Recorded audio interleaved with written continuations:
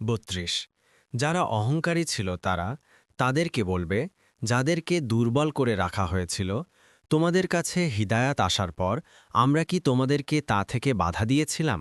বরং তোমরাই ছিলে অপরাধী।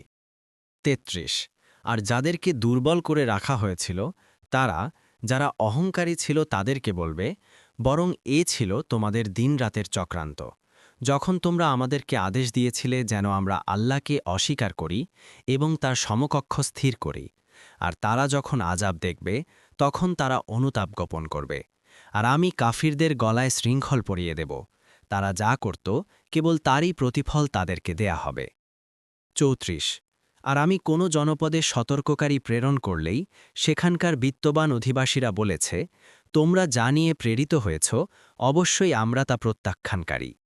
৩৫ তারা আরও বলেছে, আমরা ধনসম্পদ ও সন্তান সন্ততিতে অধিক সমৃদ্ধশালী, আর তাই আমরা আযাব প্রাপ্ত হব না।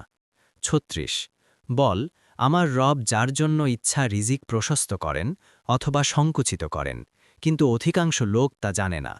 ৩৭ আর তোমাদের ধনসম্পদ ও সন্তান সন্ততি এমন বস্তু নয় যা তোমাদেরকে আমার নিকটবর্তী করে দেবে, তবে যারা ঈমান আনে ও নেক আমল করে তারাই তাদের আমলের বিনিময়ে পাবে বহুগুণ প্রতিদান, আর তারা জান্নাতের সুউচ্চ প্রাসাদে নিরাপদে থাকবে।